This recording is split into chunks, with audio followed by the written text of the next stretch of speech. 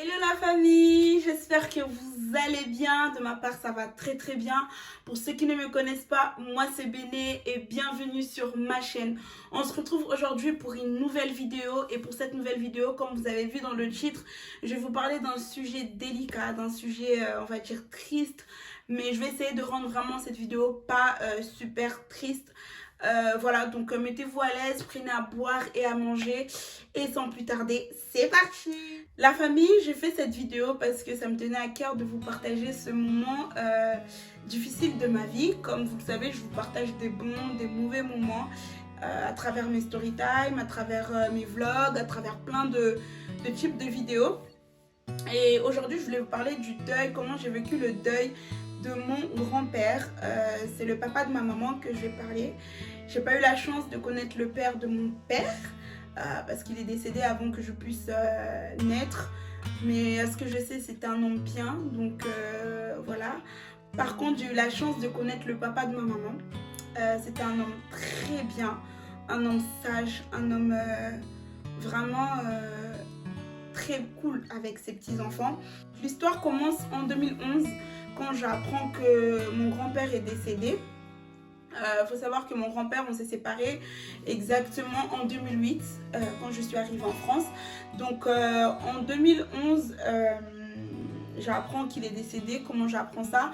Tout simplement, j'écoute à la porte. Enfin, j'écoute pas à la porte, mais j'écoute en tout cas au téléphone qu'on dit que mon grand-père est décédé.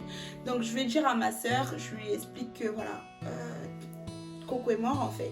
Ma soeur elle me croit pas. Coco ça veut dire grand-père ou grande-mère. Ma soeur elle me croit pas. Je lui dis si et tout, il est mort. Et c'est dur pour nous parce que ma soeur elle me croit pas sur le moment. Quelques heures après, on nous appelle pour nous dire que, pour nous annoncer, nous on sait pas qu'ils vont nous annoncer quoi que ce soit, mais là on apprend qu'ils vont nous annoncer, ils nous disent de s'asseoir, et puis là ils nous disent clairement que votre grand-père est mort. Voilà, soyez forte. Et il faut savoir qu'on est en France et qu'il faut faire attention à nos actes. Donc vous ne devez pas pleurer, vous ne devez pas montrer exactement ce que vous ressentez à l'école. Vous ne devez pas en parler à vos amis. Attendez quand vous allez arriver à la maison de pleurer et tout ça. Pour l'instant, restez vraiment focalisé à l'école et ne pleurez pas. Ok? Ma soeur et moi on dit ok, on ne comprend pas trop parce qu'on pleure. Parce qu'on est arrêté à il est mort. Et voilà, donc on va dans la chambre. Ma soeur continue à pleurer. Je pleure aussi, mais je pleure déjà parce que mon grand-père est mort. Je pleure parce qu'on est seul. Je pleure parce que ma soeur pleure. Je pense à ma mère, que son papa est mort. Et je sais que le lien que ma mère avait avec son papa était très très fort. Et qu'elle était très proche de son papa. Tout ça, c'est dans ma tête de la petite fille que j'étais. Donc, c'était un peu compliqué pour moi. Le lendemain matin, on se sépare avec ma soeur. Elle va à son collège, je vais dans le mien. C'est dur la journée. Parce que je ne peux pas dire à mes copines que j'ai perdu mon grand-père. Je ne peux pas dire à l'école que j'ai perdu mon grand-père. Je n'ai même pas le droit de rester à la maison pour vivre cette situation-là. Donc, c'est un peu compliqué. Et c'est dur en fait, en étant enfant, en étant gamine, de ne pas pleurer son grand-père. Même si il y avait des moments à la maison où je pleurais, mais à l'école, j'avais pas le droit de pleurer et j'avais pas le droit de dire à mes copines. Parce que je savais que j'avais une copine qui avait vécu la même situation. Et elle était accompagnée, elle n'était pas venue même à l'école parce que voilà, c'était le deuil de son grand-père et tout, bref. Et il faut savoir qu'on ne savait même pas pourquoi il était mort, on ne savait même pas quand il était mort, on ne savait même pas quand est-ce qu'il allait enterrer. En fait, on ne savait pas s'il était déjà enterré, on ne savait même pas s'il venait de mourir. On n'avait pas plus d'explications que ça. Et il faut savoir que ma mère et moi, enfin mes parents et nous, on n'avait pas de contact. Parce que mes parents étaient au bled, donc on ne se parlait pas tout le temps au téléphone pour des raisons, je ne sais pas pourquoi d'ailleurs. Mais voilà. Les années passent, on arrive en 2016. En 2016, je regarde juste si ça tourne parce que depuis tout à l'heure ça coupe. En 2016 et en 2016, ben là ma mère elle vient Donc ma mère, elle arrive en France, Dieu merci. Et je me rappelle une soirée comme ça, en plein été. On discutait à la terrasse chez moi avec ma mère, ma soeur, enfin toutes les trois. Et là, on dit à ma mère, bah, raconte-nous comment ça s'est passé, il est mort quand, comment c'était en fait. Et ma mère, elle comprend pas trop. Elle se dit, mais vous êtes pas au courant, tout ça bah, on lui dit non. On ne sait pas quand est-ce qu'il est mort. On ne sait pas quand est-ce qu'il est mort. On ne sait pas où il a été enterré. On ne sait pas pourquoi il est mort. Donc raconte-nous. Et là, ma mère, elle commence à nous raconter. Au début, elle nous raconte brièvement les choses. Nous, on lui dit non. Va dans les détails, on veut tous savoir. Et c'est là qu'elle commence à tout nous dire, à tout nous raconter. Comment il était mort, comment ils ont vécu la chose, comment c'était difficile pour elle, comment c'était difficile pour mes petites sœurs, comment c'était difficile pour ma grand-mère. Elle nous dit la date de sa mort, le 11 décembre. Elle nous dit où il était mort. Il était à l'hôpital, il était gravement malade et on leur a dit qu'on ne pouvait plus rien faire pour lui et qu'il va l'attendre. Mais vu qu'on est chrétien et que ma mère, elle a ramené, ils sont partis à l'église pour prier, pour savoir si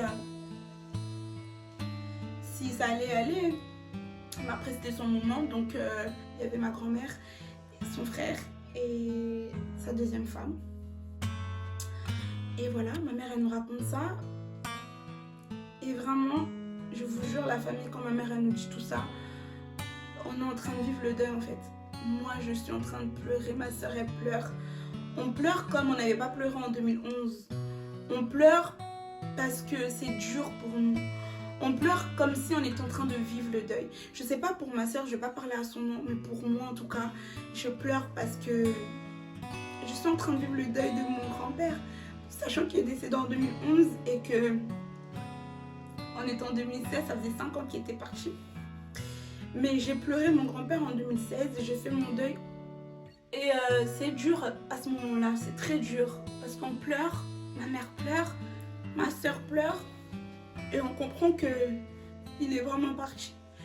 Parce qu'il faut savoir que de 2011 en 2016, c'est pas que je ne réalisais pas, mais j'avais pas de date de sa mort, je savais pas quand est-ce qu'il était enterré. Je savais qu'il était mort, mais je pense que je l'avais pas accepté.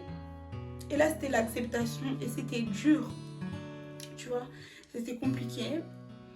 Et ça nous a fait aussi du bien de mettre les mots, d'être bien entouré et d'enfin vivre ce deuil avec les personnes qu'il fallait.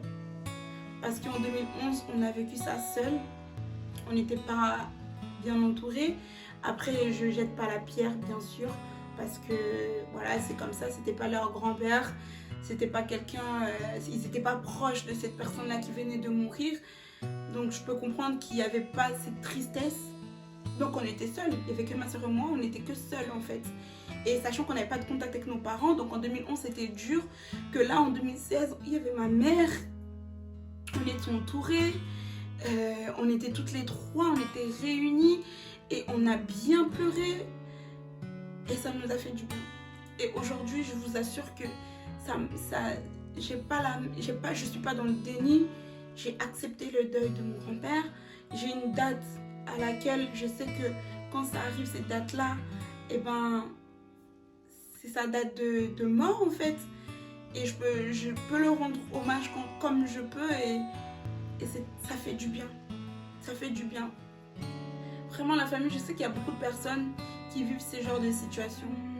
Des gens qui sont tristes et ils ne savent même pas comment faire, ils ne savent pas comment extérioriser leurs sentiments et tout.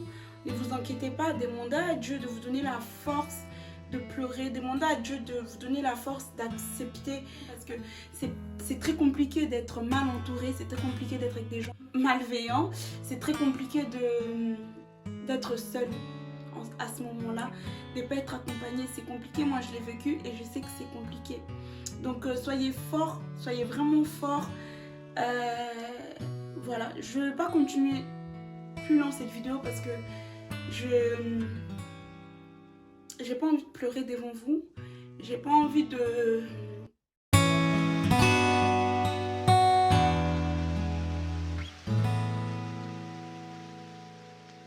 J'arrive à la fin de la vidéo. J'espère que cette vidéo elle n'était pas trop triste pour vous en tout cas. Si vous avez vécu ce genre de situation, n'hésitez pas de mettre dans les commentaires. Partagez la vidéo. N'hésitez pas de vous abonner et ajoutez-moi sur mes réseaux sociaux. Et, je vous fais des gros bisous et je vous dis à la prochaine pour une nouvelle vidéo. Ciao.